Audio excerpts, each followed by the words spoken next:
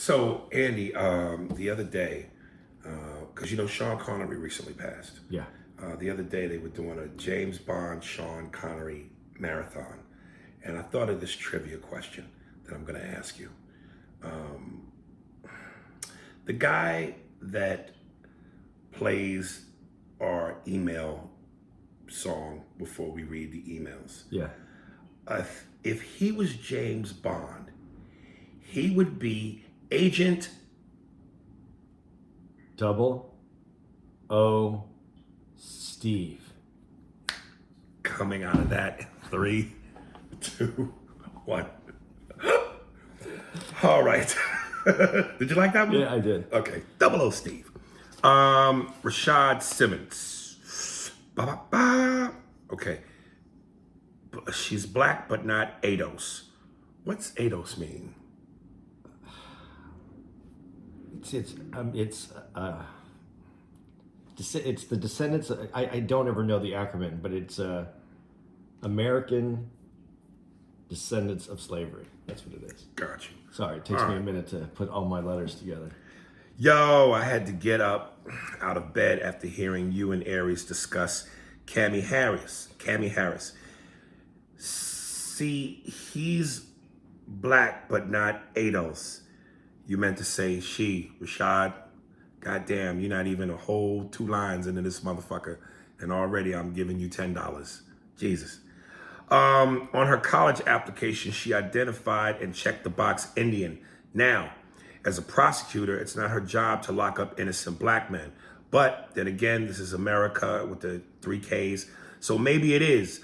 Those truancy laws that disproportionately jailed us were her inception. Even after all her angst and vitriol against her, I could forgive her, but the bitch never atoned. So the long short of it, fuck that bitch.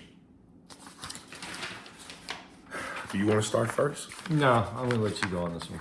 Are you going to go at all? Yeah. I'll go. Okay.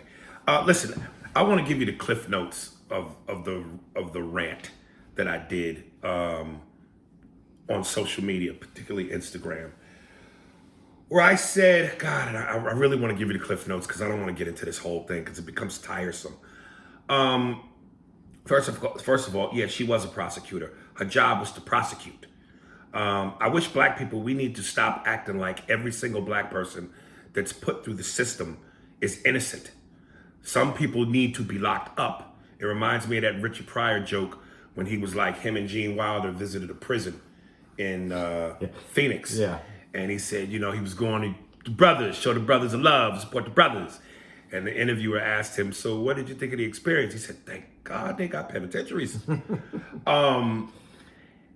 Black, Indian, Jamaican, I know she's part Jamaican. Let's stop, black people. Let's stop. Because the fact of the matter is, we have our first female black vice president. And I don't give a fuck what type of black you are. If you're Haitian black, Bohemian black, or Aborigine black, Jamaican black, African American black, whatever black you are, do you think that if the cops were to pull her over or a black person who's Jamaican or any kind of black over and go, my intent is to kill you and fuck with you. Wait a minute, officer. I'm not black, I'm Jamaican. Does the officer then go, oh, well, now that you've said that, go on your way? To him, black is black. So let's stop always trying to define what real blackness is. Because if your skin is as dark as mine, your nose is as wide as mine, your lips are as big as mine, and your hair is as kinky as mine, you are black. I don't give a fuck what part of black you are. Your ass is seen by that racist cop as you're looking down the barrel of a gun as a nigga. So let's stop doing that.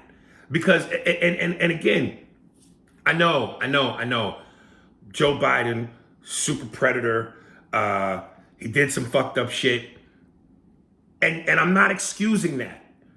But at some point, if as you use the word here, atone, at some point, if someone made a mistake and they're trying to make amends and they're trying to, make up for what they did, I'll take this as a hell of an apology, giving us our first black female vice president. How long do we hold somebody's feet to the fire for some shit they did in the past?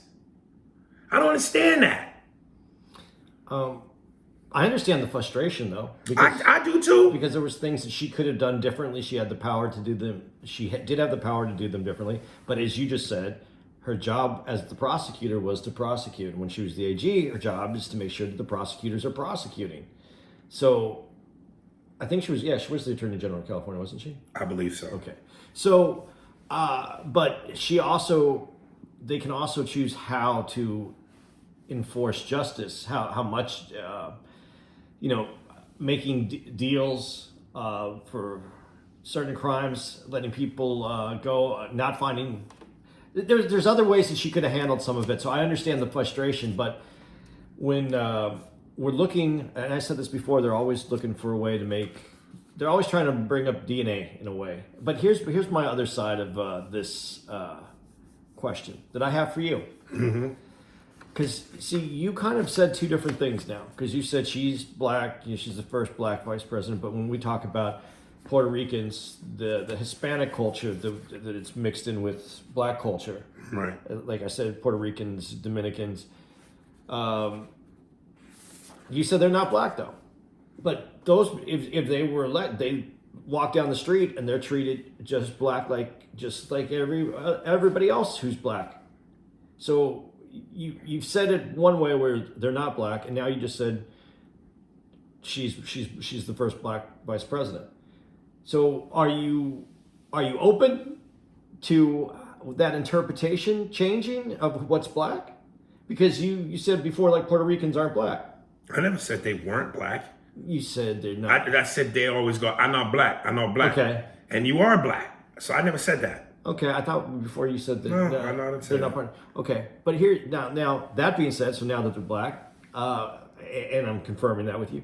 Here's my problem with it, because when he does talk about American descendants of slavery, to me, and don't lose your point. Okay. But just I have some new emails in my phone that are not part of what I have printed up, because what I have printed up is a carryover from what we had in Orlando. But I do have one in my phone where someone said something about even Joe Biden, that thing about super predators or something like that. He didn't actually. It was debunked. Yeah. He didn't say super predators. That was Hillary Clinton that said super predators. Okay. But that was the super predator rule that was in that book, basically in the law that was built in, and that he signed it. But so did everybody else. I mean, it wasn't that they were the only one, but he was one of the ones that helped create it. Okay. So your point, you were going back to what you were saying. Okay, but going to American descendants of slavery, dude. Again, this is coming from me, and I don't know what it holds, but I'm going to say it this way.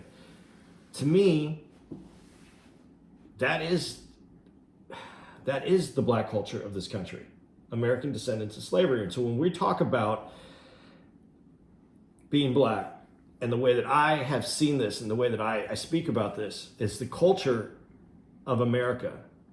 The only true culture is from that specific group, American descendants of slavery. Because if you were stolen and brought over, you're rerouted, your language is taken, your religion's taken, your culture's removed, and you have to start all over. That's like bringing a seed from another country, replanting it in this country, and growing it. And because of the soil, because of the water, the rain, the temperature, it's going to change what grows from that seed. And that is what has made, that is what this culture is. It's a brand new culture. And the reason I say American black or black Americans, however you want to say that, is it's different than African, it's different than it's different than the Dominican, it's different than it is a unique culture that's created something that has become worldwide. That hip hop culture that is taken over the world, that was rooted right here. And I think sometimes there is a kinship to skin color. So you see someone's from Africa, someone's from Dominican, and you guys have... There should be. Well, is there? Let me ask you if there should be, because... There absolutely should be. But let me ask you this, though. If you have come over here as a former slave, and you are part of this culture, you're one of this culture, and You talk about white privilege, where we have been able to take reward based on what the black community had suffered from. The black community, those American descendants of slaves, have suffered from. And we reap rewards from it today. Everybody who comes over to this country that wasn't part of that reaps rewards from the suffering of that original group of black people that came here. Right. So if you come here from whatever country, Jamaica, whatever, there's all been strife in those countries as well. I'm not saying anybody doesn't have it, but talking about what did you get, why you left that country to come to this country is because you think it will be better for your life, correct? Yeah. But that's all built on the backs of that group of slaves that came here, that were put here. The American descendants of slavery, that group.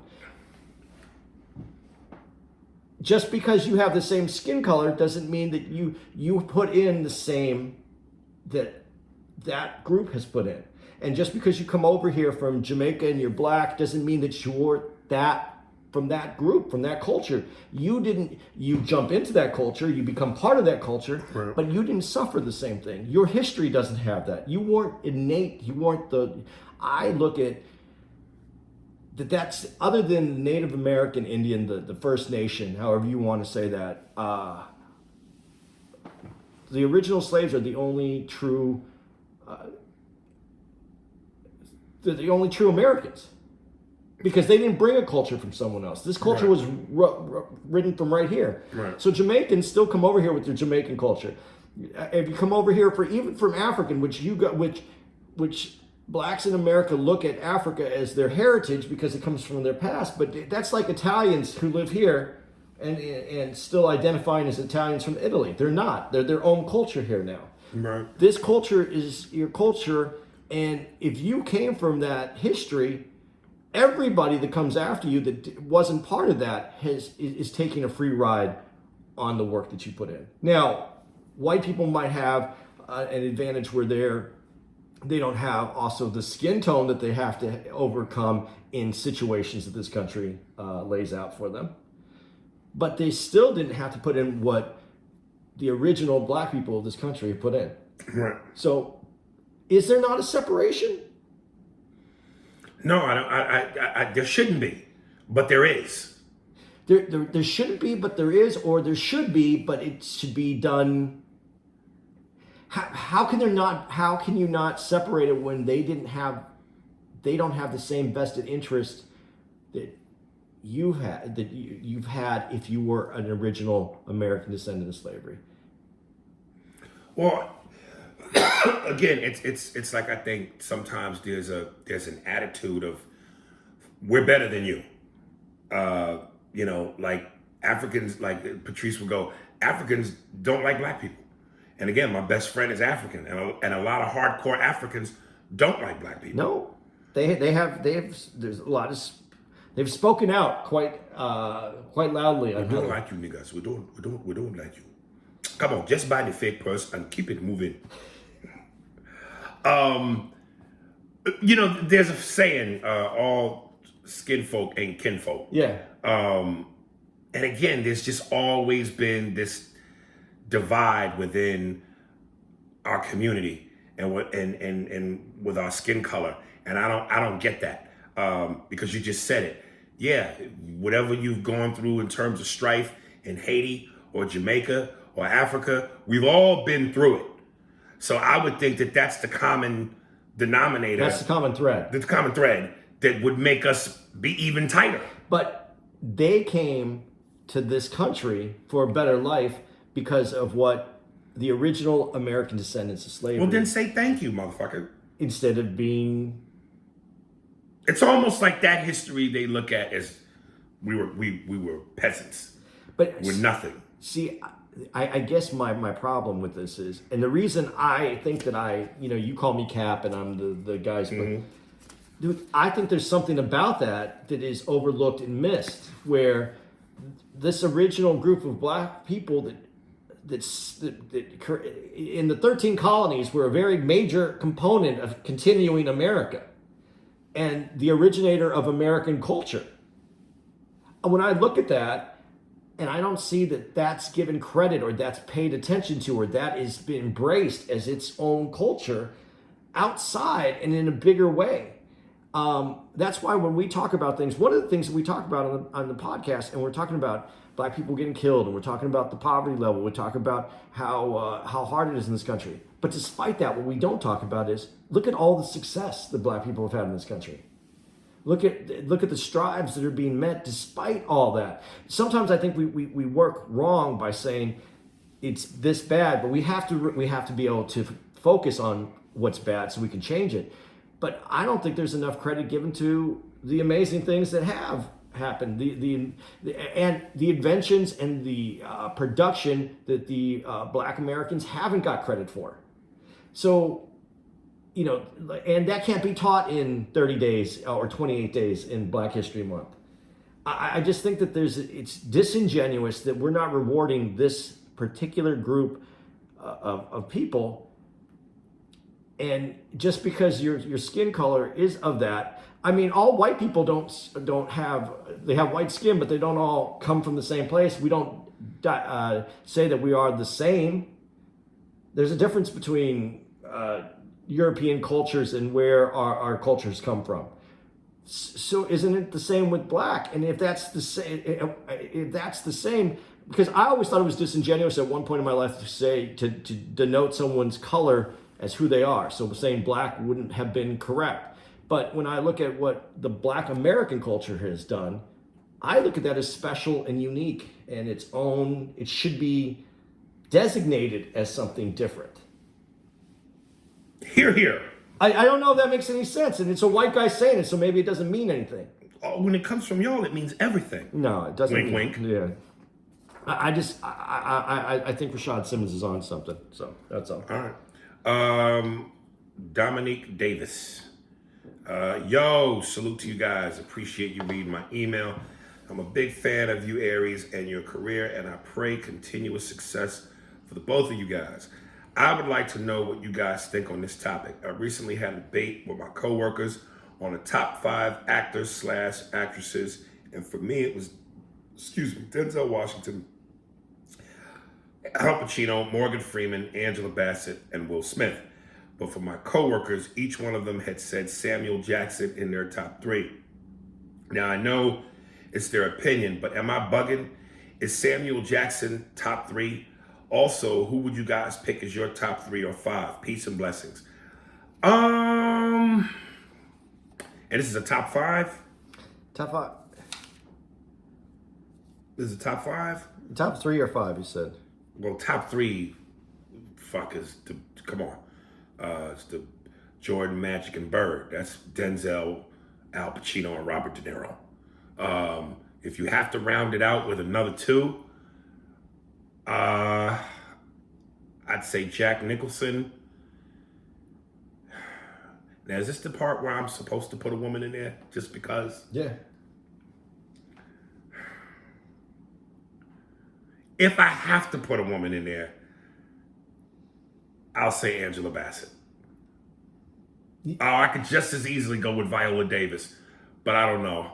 To me, I'm more familiar with Angela's body of work. But the question is Sam Jackson in the top 3? No.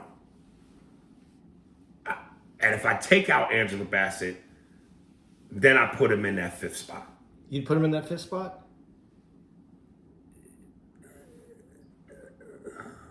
Something's making me want to go Leonardo DiCaprio. But Sam Jackson, a lot of his stuff feels so... Sam Jackson. There you go. Motherfucker. It's Sam Jackson. Dude, but he's iconic. Yes, in the fact that he's everywhere. He seems to be the only actor who doesn't make a straight-to-DVD movie. Yeah, but how do we skip over Lawrence Fishburne if you're gonna? Lawrence to me is not. He's been in iconic movies. Name 3. Okay. And I like him as an actor, and I'm not going to be able to name 3. The big movie obviously is The Matrix. That's not an iconic movie. That is an iconic movie. Matrix, it's iconic? No. Yeah. No. It's not. It's a great, great action movie, but not iconic. It changed the genre. I mean, in terms of the technology, it came along at a different time. Yeah, at a time that was... But when you think iconic movie, Terminator is iconic. Yeah, but you can't put Arnold Schwarzenegger as one of the best top 5 actors. So I guess You're talking about straight okay. So you're right. So acting doesn't necessarily have anything to do with an iconic movie anyway. It's who's the best actor. You name another Fishburne movie. Man, I can't even off the top of my head. I'll give him What's Love Got to Do with It. Oh yeah. That was great. He played a great. He played that part well. All right, name another 2. I can't. Exactly. I'd like him as an actor, so I see if he's in something, I'll see it, but I don't remember the names. Yeah, I think he's a great actor, but not iconic, dude. But you don't go back. Brando. I don't think iconic. Marlon Brando is, but he feels so dated. Okay, so you want a brand new Mount Rushmore. All of Pacino's movies, all of De Niro's movies, all of Denzel's movies, to me, stand the test of time. I don't know that On the Waterfront, I could have been a contender. Does it for me like that. Stella, that movie was a great movie, but I don't know that I'm those movies. You know what I mean? Yeah. So you're not like Goodfellas, not like Casino, not like Godfather, not like Dog Day Afternoon, not like John Q or Training Day or what's another Philadelphia.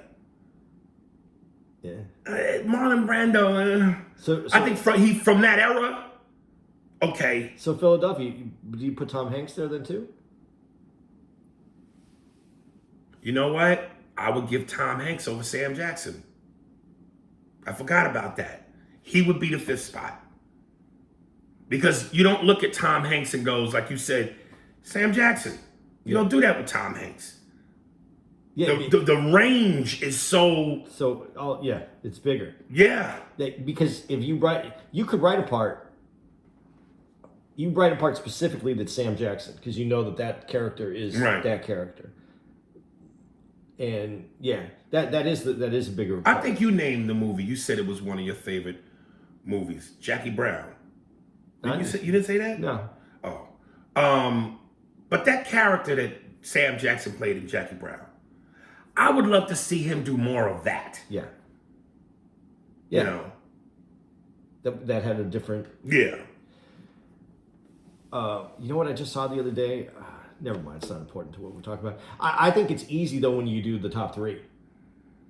Like your top Who's 3. in your top 5? Well, the top 3 is easy. What is it? What you just said. Oh, Denzel, De Niro, Pacino. Yeah, that comes out pretty easily. That's Jordan, Magic, and Bird. Yeah, that comes out. You can throw that out there pretty easily. Man, after that, it gets weird for me because I think there's a lot of good actors that aren't necessarily movie stars. Right. Well, just to round it out, who would you say?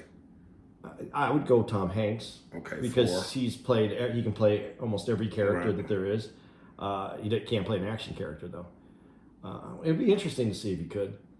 Tom Hanks? Yeah. Nah. To see if he could. He ain't got that body. No, but like some kind of like hideous kind of double agent kind of character. Mm-hmm.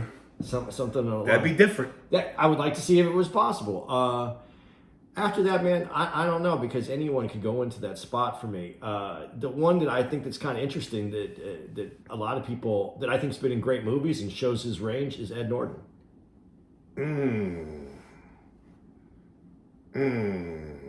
But he's not a movie star. No. But like what he did in that movie, The Score. Yeah. Did you ever see that? Yeah. Playing that. Yeah. What he just I forgot what that's called, but where he just has to say words. Yeah. And then, dude, to me, one of his coldest ever, American History X. To play that character, to hate him. Yeah. As much as you did, and then Fight Club, which is consider just a whacked out movie when Right. you break it down. That character was. So I'm just saying. Right. That fifth spot can be given to anybody that just has great acting chops. And if you had to throw a woman in there,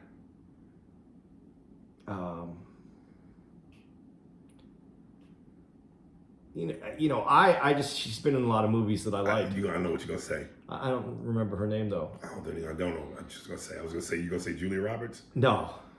I was gonna say who's the chick that was in Devil Wears Prada? Oh, Meryl Streep. Yeah, Meryl Streep. I would have to put. You'd have to put her. See, and like we said, movie star or actor. She's an actor, actress. Actress. I don't know that she's a movie star. Julia Roberts is a movie star. But how cold? But Meryl Streep's body of work makes her a movie star because she has so many movies. Like if you wanted to sell a movie, but you're right. You know what I'm saying? If you want to sell a sexy movie, you're gonna star power. But you know it's a good movie when she's in it though. Have you ever seen Julia Roberts do something that you just went, yo? Mystic Pizza. No, I'm just kidding. No, Julia Roberts isn't. She's a movie star. I've never seen her get dirty. What do you mean? Well, Aaron Brockovich. That was and I knew that's the one she got the award for, yeah, right? That's the one that she stretched. She was an actress in that movie. Come on. Like when Lawrence Fishburne played Ike Turner, that's getting dirty. Yeah. When Denzel Training Day, dirty.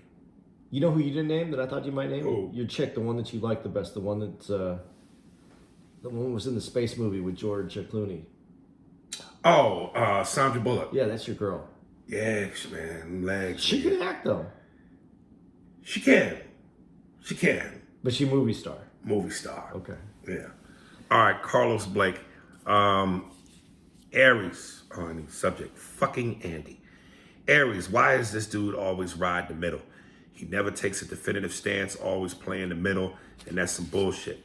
Please tell this fucker Sam Kinison could not play a black role. I did get an opportunity to catch you both at the Improv in DC about 2 years ago. I look forward to catching you both when you return. Success on the pod. Thank you, your boy. P.S. Please, more Paul Mooney. Nigga, you have it. There it is. I'm not going to be giving you Paul goddamn Mooney all goddamn day. Nigga, you asked for it. You got it. That's enough. I'm always going to stay in the middle, dude, because I don't know why people want to be on the outside edges. It's not where reality is. Now, if you want me to take a stance, I'll take stances.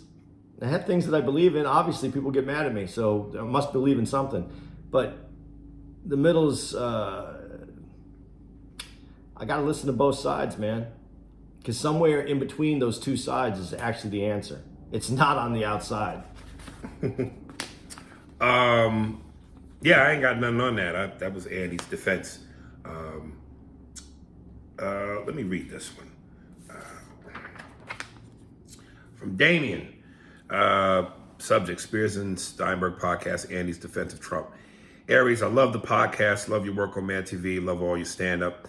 McDonald's, this email is in regard to Andy defending Trump in the last episode with the crybaby argument of wah, wah. The media is so mean to Trump. They criticize everything he does. Well, the media absolutely should be heavily critical of a racist idiot who's made a mockery of the presidency. And the other part of this argument about Obama is nonsense as well. Is Obama running against Trump? No. So why do Trump and Andy need to keep mentioning him? Obama did more drone strikes than anybody. Obama did more deportation. Obama is no longer in office, nor is he running for office. You didn't hear Obama bitching about Bush when he was in office, and you rarely heard Bush bitching about Clinton. Andy is way too smart to defend a poor excuse of a human being like Trump. If you want to talk about good things Trump has done, then do that. But no, any time someone defends him, it always turns into this crybaby rant about how harsh the media is on him. Dude, this is where I'm finally gonna have to put my foot down about this. It isn't about how harsh the media is on him. I never said anything about not being harsh on him. I said you have to be accurate. You have to quote correctly. You have to put things out the way that they actually are, and the media doesn't do that. That's the problem. They sell something fake because it's a great soundbite, And then that's what brings out the rampant side, his followers. And when he says things like right now, like we're stealing the election, well, it's based on his followers have misinformation that's out there that they use to believe in him. When if you would have cut this shit out at the beginning and you would have quote right, I'm gonna give you the quote right now that and this is because Farrah sent this in, and I want to make sure that this is understood. I'm not even going back on Farrah to make Farrah feel weird about this. Farrah sent me in something where I said that wasn't the quote about Trump saying that all Mexicans are rapists and drug dealers. And so then she went and she Googled the quote and she sent it to me. And I even said on the last episode, I don't think that that's 100% accurate either. But I didn't have it. I didn't have a way to look it up at the time. Because if you guys have to understand this, one, we do this when we're on the road. I happen to be at my house right now, but normally we do this on the road. Two, when we do the podcast, Aries doesn't show me any of the emails in advance because I like to just go off the top of my head. That's why I don't remember a lot of names. Whatever, not making up any excuses. It's just the way it is. So I couldn't look anything up, but I'm going to have to change that now. I'm going to have to start looking at some of these because I need to have the quotes. So here's the point. The quote that Trump actually had, and it's not going to change your mind. You're still going to feel the same way about him. But when you give out the actual quote, you can't hide from it anymore. So the quote is, Trump, this is what Trump said about Mexicans. When Mexico sends its people, they're not sending their best. They're sending people that have lots of problems. They're bringing those problems with us. They're bringing drugs, they're bringing crime, they're rapists, and some, I assume, are good people. That's a different quote from Mexicans are rapists and drug dealers, which is what the media likes to just do the quick quote, and that's not what he said. Does this make him a better person? No, I don't think it makes him a better person, but is it easily to take this and say it's the same as what he actually said? No, it's not. Farrah said, I was able to Google it and look it up. Well, Farrah, what happened is that some other article gave out the quote that you quoted, which wasn't his quote. And this is how we get into this situation where you have this crazy, I don't even want to use the word crazy, you have a megalomaniac that is using his skills, which is to manipulate, because he's using the media's manipulation of us. We're being manipulated by both sides, and you guys don't even realize it. You don't need just to listen to what social media has for you. You need to do investigation, and then you need to ask yourself, who does this benefit? And when you ask who does it benefit, then you can start to find some of the answers. Okay, here's what I want to do, and I want to be careful because, again, this is the reason why last week's email episode only took 2 or 3. Because so I don't want to drag this out, but I have to say this. Now, one of my favorite scenes in the movie, A Few Good Men, is right after Kevin Bacon finishes questioning Noah Wiley, and he had the book. I know exactly the what book. you mean. Yeah. And as he's coming back to his desk, grabs the book. Tom Cruise, in the same rhythm and stride, grabs the book from Kevin Bacon. Now, of course, you people listening to this can't see the visual, but Andy's holding the paper in his hand, and I'm Tom Cruising this shit out of his hand. This is where we get the issue. The first 5 words, and words are important. Yep. Context is important. When Mexico sends its people, that's where the trouble begins. Because when Mexico, you're already saying that Mexico, this place, they are responsible when Mexico sends its people. So when they're sending their people, they're not sending their best. When I keep saying that's not the majority of the people coming over here, it's flipped. He's making it sound like when Mexico sends its people.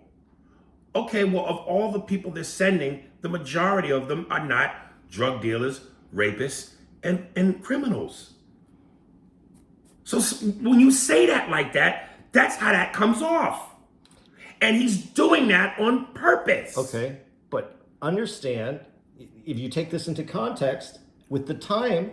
I'm not giving him a break on this. I'm saying make the quote correct. Put it like this. Some of the people that come here from Mexico are rapists, murderers, and killers. But the majority of the people they send are their best. But Do you see the difference? Yeah, but that's not true either, though. So, no, I understand what you're trying to say. But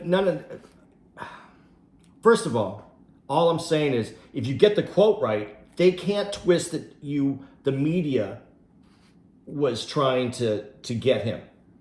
If you get the quote right, he can't use that any longer. That was my whole point. People think it's defense of him. I'm not defending him. I'm saying that I'm holding the media accountable to give you the actual quote, because that's what you need to be able to defeat someone like him. 2, let's take in context of when this was, when they're sending, Mexico's sending its people, they're not sending their best. This is when they had the caravans. You got to hold the media accountable, because the media is what opens the door for him to be weaselly. You think that I'm defending him when I'm not. I'm criticizing the media for not giving out the information, because that changes the way that he can manipulate everything. Also, really quickly, when he was coming over at this time, this is when they were having the caravans. When I said sometimes you got to ask other questions. Why were those caravans, if he's saying he's not going to let people into this country, why were these large caravans coming? Do you think that just Mexicans just decided to, this is our opportunity when he says that we can't come? And the largest caravans ever were coming out to try to get to the United States. You got to ask yourself more questions. Why was all of a sudden these caravans coming here? Who was funding the caravans, and what was the purpose? Do some investigation. I know what I'm talking about. Ask the question, who's benefiting, who's losing, and what's happening to every single time you read anything. It changes the way that you see things. When you say, why am I always in the middle? It's because I'm asking the question, who's benefiting? There's a very interesting article that came up right now where somebody was talking poorly about Kamala Harris. And then they said, because they said all these bad things about her, and then they said, one of the things that she didn't do was convict Steve Mnuchin, who is, the money dude, the treasury guy for Trump, right? Mm-hmm. Why did they put her and Trump in one conversation together? They wanted to make her out to be bad, but then they also brought up Mnuchin, who's in Trump's administration. So there's a connection that they're trying to establish here. Ask all the questions. Stop just reading what someone says. Ask yourself some more questions. Our girl, Shamar. My Sherry Amore, sweeter than a summer day. Shamar, what's happening, baby? Hey guys, I watched Middlemen and really enjoyed it. I would love to hear more underrated, lesser known movies from you and possibly other listeners. Here are a few that I like that don't think they get the recognition they deserve. How many of these have you two seen? Aries, you said you're squeamish, so let me warn you, a couple of these movies have extremely bloody, graphic fight scenes. Does that type of blood bother you like gore? No, it doesn't. I don't mind a punch in the face and a splat of blood. Matter of fact, I was watching Wolf of Wall Street yesterday, and that funny scene where the gay dude keeps trying to deny having stolen the $20,000 from Leonardo, and then the Asian dude just comes up and punches him in the face, and that splat of blood shoots on, what's my man's name, the fat kid? Is it Seth? No, that's the wrong one. But you know, the friend, and he just starts vomiting. That was hilarious. I think it's completely different. I love Braveheart, but don't care for the gratuitously gory scenes. There's not that many gory scenes in Braveheart. There was? Yeah. I'm watching Better Call Saul and loving it. Thanks, Andy. Because of that, I decided to give Power Book 2 a try, and I'm liking more than I thought I would. I like the new characters, but of course something is missing without Ghost and Tommy. Thank you. The one major problem is Mary J. drowning on the Titanic. I really wish they would have hired a better or real actress because they've written a good character. Also, Farrah, where you at, sis? The best part of the email episode is hearing the words from our girl, Farrah. I know what will follow is a message that will make me laugh, think, and mostly important, won't require multiple attempts to figure out what she means. Here are my movies. Hell or High Water, Raid Redemption, Upgrade, Before the Devil Knows You're Dead, Shoot 'em Up, Killer Joe. As always, keep up the great work, CE. I'm gonna check those movies out. I never heard of any of them. Have you I've heard of some of them, but I'm not. You haven't seen any of them? I've seen Shoot 'em Up. Is it good? Yeah, it was good. And Action movie? Before the Devil Knows You're Dead, I did not watch it. I saw part of it, but I didn't watch the whole thing. Was Shoot 'em Up an action movie? Yeah. Oh, really? Farrah, Farrah. Shamar, damn, I'm cheating. Cheating on my ladies. Shamar, I'm right with you, girl. Listen, I tried to watch Power Book 2, and that is my number one problem. I feel like the man of the house ain't home. And I can't chill and put my feet up on the coffee table if the man of the house ain't there to give me the permission.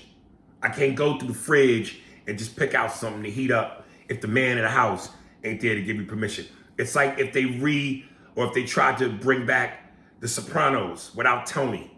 How can you? The main ingredient is not there. And I'm gonna be honest with you, girl. I can't buy Method Man as a lawyer. I see that Wu-Tang nigga coming out. That's it. I cannot, trying to watch him in a suit. Stop typecasting your people. Being a lawyer, I don't buy it. I don't buy it. No, that's not.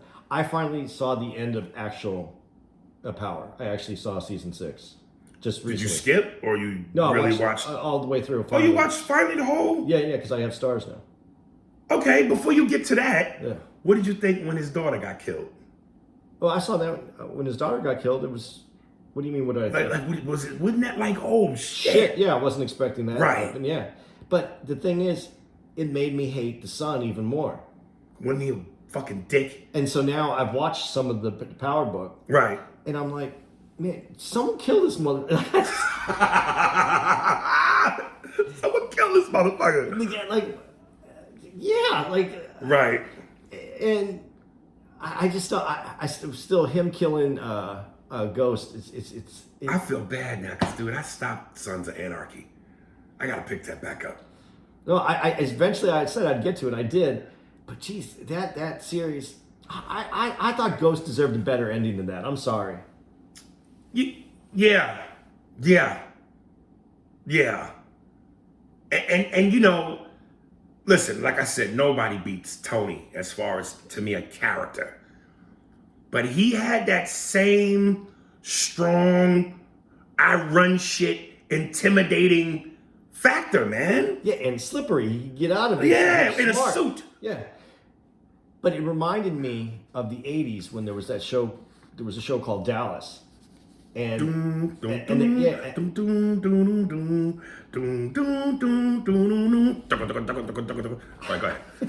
then one year it was like, who shot JR? Right.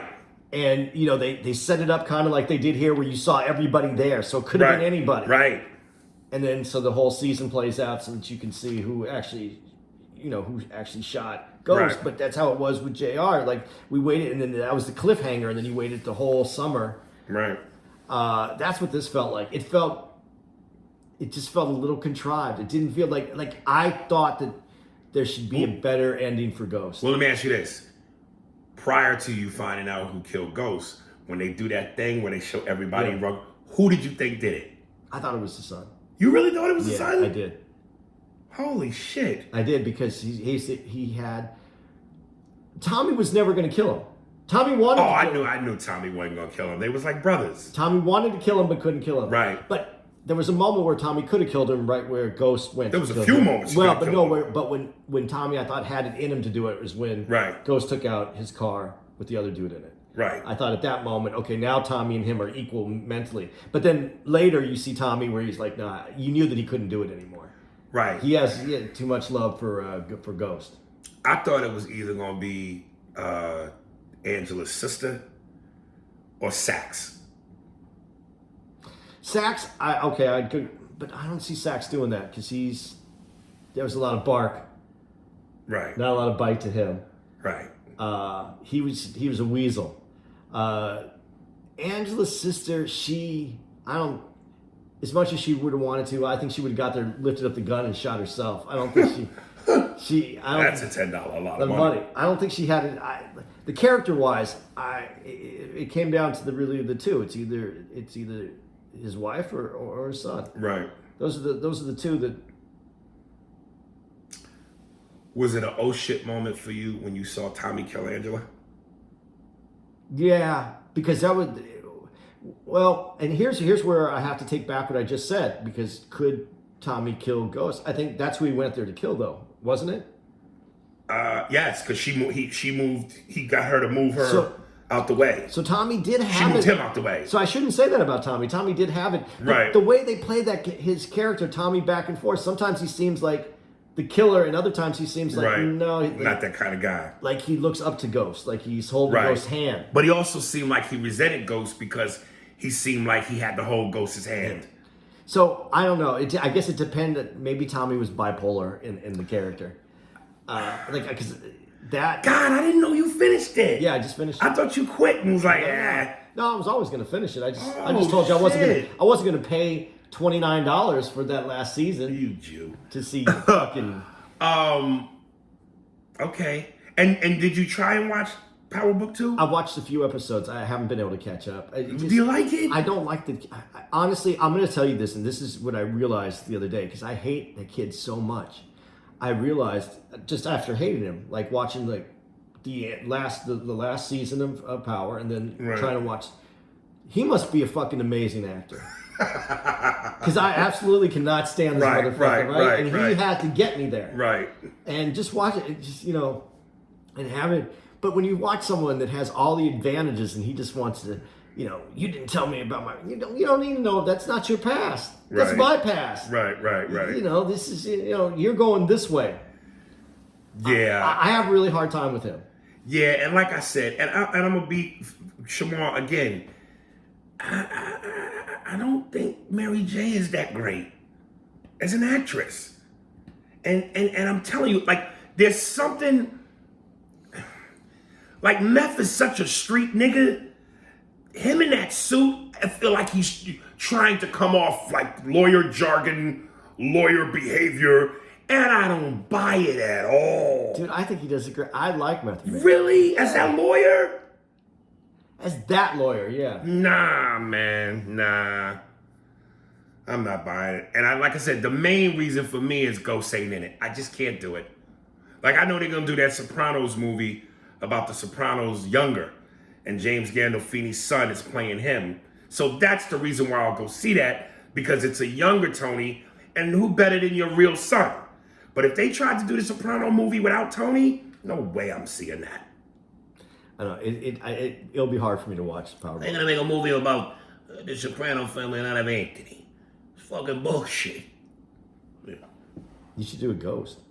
I wish I could. Does he have a sound of it? You gotta have something. He has a.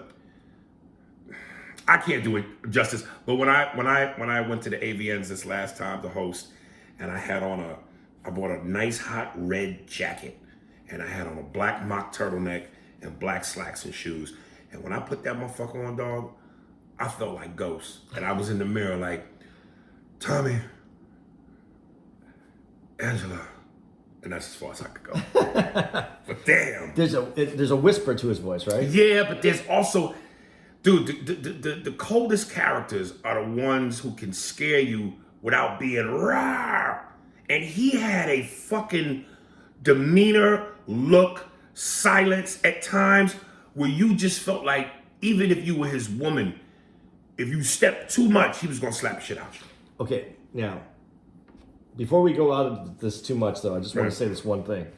When you first asked me about whether I liked Power, and I said I didn't like it, I said I didn't like it from the beginning. Right. And from the very first opening, when he kills the dude and lets the chick go, and he does it at the restaurant in the loading dock. Yes. And I said, to me, that's when I lost the movie, because it was all bullshit from there. Right. The very end of the movie, is based, not the very end, but towards the end of the movie, is about them going to court and the woman who they released, and it was they were putting it at the loading dock at the that was the end, because it was so fucking stupid the way they set it up in the beginning. Because you would never do that. If you went your whole life to remove yourself from being that, you don't let that enter your first step into being a legitimate businessman. You keep your business clean. You don't go kill someone on the loading dock. You don't have Tommy bring them tied up in the back of a car. That from the very beginning, that's what fucked it up for me. Right. So that was. Oh, and one more, because I remember when we one of the reasons why I wanted you to watch it, because I kept going, there's so many oh shit moments. There was another great oh shit moment when fucking Tasha killed Tommy's girl. Dude, that I was not expecting. That was one of the moments where I was like, because that's her girl. Yeah. And Tommy comes home with the kid. Yeah. He tells him go wait because he sees. He drops the ring. He fucking falls to his knees. And the show would always end on a note that made you go, fuck! I want to see the next one. That's why I love that show, man. Okay, and here's the other part, though. And I shouldn't talk shit about Tommy as much as I have today about whether he would or wouldn't kill Ghost. I'm going to take it back another step. He killed his own girlfriend. Tasha killed his girlfriend. His mom is a wreck. Tommy has access to all kinds of weaponry. He's a white dude. You don't think he was going to go take out like some office or something? At this point, it's not even about the crew anymore. It's about like him just going over to a fucking McDonald's. But he was still very street in his personality. He was a nigga. Dude, when he wasn't the kind of white boy that overdoes it, like talk with all black slang and grills and necklaces. But he was a black dude inside, even though he was white. He's from the neighborhood. From the neighborhood. So he's gonna stay true to the culture. And niggas don't go shoot up McDonald's. That's real white boy. Yeah. Autobots, assemble. All right. Hello. I'm sorry. Do you know the dude who used to do all those voices like on Mike Winslow? Oh yeah, that's right. Do you know him? No. Oh, okay. You just brought him up? Yeah, it was just because you made that dude sound, and I was like, he would have probably made it really sound. He like was that. Fucking Ricky. All right. Hello, Aries and Andy. AA, A2, AA. I'm not gonna say SS because it don't sit well with my Jewish folks. I don't get that. Because SS was that was the stormtroopers SS, those lightning bolt SS. Oh. But you could use it because Kiss, the band Kiss, they use those two lightning bolt SS's at the end of their name, and they're Jews, and so marketing is marketing. There you go. I know I always interact with y'all briefly over Instagram, and I have been procrastinating for a little while on writing a proper email, so here it goes. First of all, I would like to thank you for your shout outs as well as the great content you put out there for all us listeners. Moreover, I definitely encourage all new listeners to start from episode 1 and make your way down the line. So this way y'all get to experience the metamorphosis of not only the format of the podcast, but the different interactions of A&A amongst themselves. Even the whole A&A thing came to fruition through time. The listeners that offer feedback or avid participants in the inception of various inside jokes and phrases that have become essential part of the content, puts in parentheses, $10 pussy ass niggas. The quarterback is toast. God, I've not done that in a while. In addition, nice. It's nice that you haven't. And you forgot. Red Butler. In addition, I would like to express my gratitude and content in regards to lending a piece of your podcast space to those artists that would like to get a bit of exposure through a bigger platform such as yours. I don't know if anyone has publicly thanked y'all yet, but I'm doing so on their behalf. This particular section of the podcast shows the lack of selfishness, and will to help others without expecting anything in return, and that is a huge sign of growth and humbleness. Much respect, brothers. Having said all that, I can now get into a few of the parts I enjoyed most about this podcast. Movies and TV shows all the way from the 70s to now. Sports-wise, I guess that's the only thing that's covered is basketball and boxing, but that's good enough. The Michaels are the GOAT, Jordan, Tyson, even Jackson, no doubt. Honorable mention to Michael Phelps and Schumacher from Formula One. Yeah, the socio-political aspect of back then and now, race, politics, the media, comedy, etc.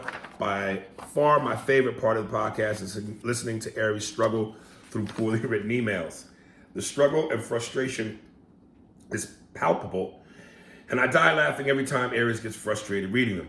Perhaps y'all could rank the worst emails written that week and bestow upon the author, the Glory Scholar Award. Anyways, I just wanted to catch up with y'all. I don't have anything to plug but my Instagram, in which I pretty much post cool pictures of places I travel to and things I experience. Good food, liquor, cigars, video games, events, art, silly shit, etc. I can be found on Instagram and Twitter at Autobot_Prime. All the best and continue with the success. Auto, $10 appears to be a considerable amount of currency. Thank you, Autobot. Yo, Autobot, you're like Shia LaBeouf's character in the Transformers. That's who you are with Wiki. Yeah. Dude, his Instagram, do you ever check him out? You know, I gaze at it every now and then. He goes some of the coolest fucking places. I'm not jealous of a lot of people, but when I see where pictures are coming from, where's he go? all over the world. Really? Yeah. He's a world traveler. Yeah. He's like the Dos Equis nigga. Yeah. The most interesting Hispanic in the world. Young though, so. What does he do for a living, you know? No. Autobot, I'd love to know what you do for a living, dog. Yeah. All right.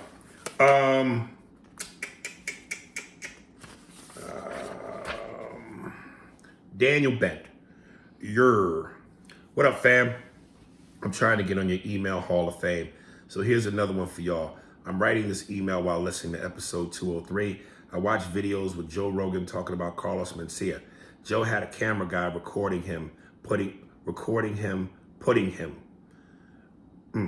I think he wanted him canceled for stealing jokes. Why else go through the trouble of filming it? I agree with Andy on his point about it's not being Joe's responsibility to take on the whole industry for doing what he did. On the other hand, Aries is right about how he did it was fucked up. So basically, nigga, you being pedantic. That's my take on it. Yo, Aries, don't feel any type of way about your impressions. You were in your prime. You were in your prime. I'm sure you were always training your voice. Nigga, you should train with some books. And some punctuation marks and commas. For the big night, those other dudes, whole milk and butter are them voices, with the exception of Godfrey, who I feel has a wide range to his craft. The same applies to you in regards to your wide range. Pause. You can actually get up on stage and tell jokes as yourself instead of being a bunch of different characters. If anything, dust off the impressions crown and remind yourself and everyone else, Leroy Furia's voice, I'm a bad motherfucker. I'm sure them niggas was inspired by you to tweak their voices a little bit. Matter of fact, you was the first comic that I seen do Denzel Washington and murdered it. Shout out to both of you guys. Keep the funny going. Thank you, Daniel. That was sweet, baby. That is true though. You're not dependent on your impressions. Never wanted to be. No, and so that. Yeah. But I have to thank Eddie Murphy for that, because again, Eddie Murphy was my inspiration, and what was a god to me. And Delirious, I must have played that tape till it broke. I was like, the impressions is great, but this nigga's funny. which was your favorite Eddie Murphy album? Oh, fucking album? Well, Oh, it's concerts? Concert, yeah. You only had two. Yeah, I know. So, Delirious. That's the creme de la creme, nigga. Listen, the first 15 minutes of Raw is great to me. The rest, by his standard, By Delirious' standard. Yeah, that's Delirious from beginning to end was ridiculous. Yeah. Raw to me, once he got past the impressions, Your favorite comedy CD or album or whatever you want to address it, concert of all time. Who is it? Dave Chappelle, Killing Him Softly. Really? That Killing Him Softly, nigga. That's... And you know what? Right next to that, like if both those specials, if two of his specials were actual comedians, fucking Killing Him Softly is Dave, and Equanimity is Patrice. Equanimity is dope. The way he fucking, that whole thing at the end about Emmett Till, that shit, that gives me chills. The way he tied all that up, oh, that was, yeah. But damn, how do I say that and not mention Patrice? Because Elephant in the Room is a juggernaut. Ooh. Yeah, those are my top three. Yeah? Yeah, those are my top three. You have a favorite Pryor album? Wanted. Wanted. It was the concert. It was a recorded concert. It was called Wanted. More than Live on the Sunset Strip? I like Live on the Sunset Strip almost as much, but dude, I like Pryor. I like all Pryor's. I just like Pryor's work. It just doesn't hold up as far as what he's talking about. We've grown so much. Some people don't. You know, even when I use the reference, when I use the reference, red rum, Right. from The Shining. Some people don't know what the fuck that is. Right. It's like what? It's an iconic movie that. Right. But you know, times have changed. Someone just hit me. I don't know if you're gonna have this in there, but someone just hit me up with a movie. He goes, "Man, you got to check this movie out." And it was Clockwork Orange, and it was a movie that I grew up on. It's like I heard the name. yeah, it's just a movie. It's an old, but I know the movie. I've seen the movie dozens of Somebody times. emailed me and said, Buckaroo Banzai is an excellent movie. It is an excellent movie, dude. How many stars are in that movie? Oh my God. How many stars are in that movie? Oh man, I know, but damn. Nah. Dude, it's an excellent movie. All right, I think we got time for one more. Where are we? Yeah, we got time for one more. We're right at an hour. All right. Let's end on a kick Andy in his nuts note. Yeah, great. From Joshua Jose. I always fuck this nigga's name up. I think it's Jose Gardia, but I always say Joshua. Episode 198. Man, Andy hasn't pissed me off this much in a while. Okay, good. He keeps saying he's voting for the media, but I don't see where on the ballot box it shows the fucking media. I'll show you. Then he says he wants the media to scrutinize everything the next president does, like Fox News doesn't exist. Fox scrutinized every fucking move Obama did. He couldn't wear a fucking tan suit without them having a problem with that. Andy needs to gather most facts. He did all that work to say that Trump never said Mexico was sending its worst ever. Either way, you guys are great. I'll keep listening and waiting for you guys to come back to Phoenix. By the way, check this out. Maybe Andy will realize it's Trump putting his own fucking foot in his mouth and not just the media. And then, of course, he sent the link. Yeah. Again, it's not about Trump putting his foot in his mouth. I'm not going to deny he does that all the time. It's us getting it right to hold him accountable. That's what you guys are just missing the basics. And Harry said, "Hey man, I remember this last week when he said this. And I wish I would have said it on the podcast. I did, but he goes, "Hey man, if it smells like doo doo, it's doo doo. I don't need to see the whole thing." So if you go to a movie and you understand the gist of the movie, do you get up and leave, or do you watch the whole fucking movie? It depends on how bad the movie is. When I saw that Once Upon a Time in Hollywood, and I told you, I called you, I've never walked out of a movie. I walked out that bitch. Dude, and you talk about all the stars in the movie. Yeah. Pacino was in that movie. Leonardo DiCaprio. Fucking Brad Pitt. Harvey Keitel. Harvey was in there, right? I don't remember Harvey in that movie. Okay, but Pacino. Fucking DiCaprio and Brad Pitt. Watch it again. I can't. Dude, I watched it was it again. that bad. No, I watched it again. I liked it.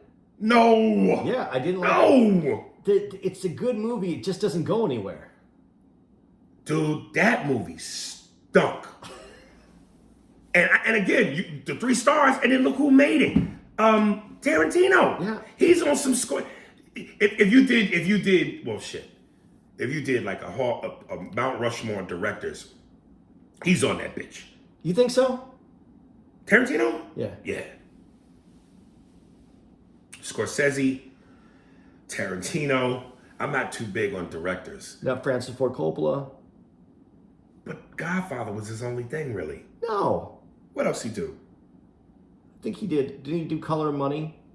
He did, he's done a lot of movies. I'm not gonna, yeah.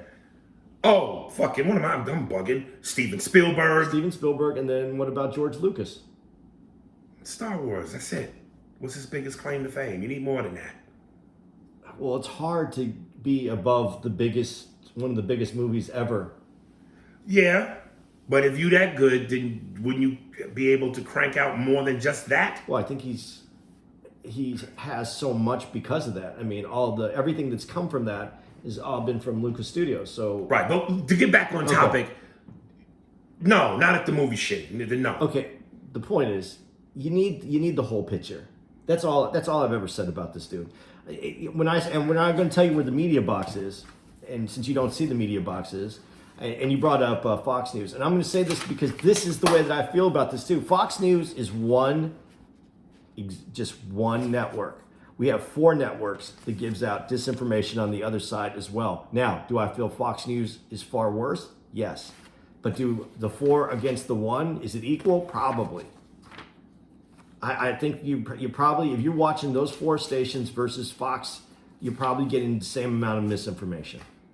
What I'm trying to say is watch all the stations, get all the information, and then try to ask the question, who wins in this, who loses it, and why? And then you're going to start finding out different answers. And you're going to find out that there's people who have their own agendas.